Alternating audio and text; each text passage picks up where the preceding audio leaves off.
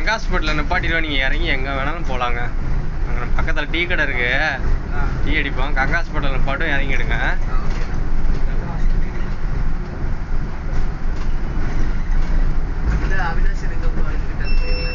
புரியல.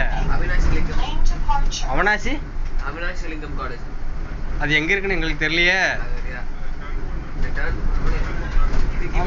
அப்போ இறங்கிக்கிடுங்க, வாங்க நிப்பாட்டுறேன். நீங்கள் இடத்த காட்டுங்க, நிப்பாட்டியானா இறக்கி விட்டு போகிறேன்.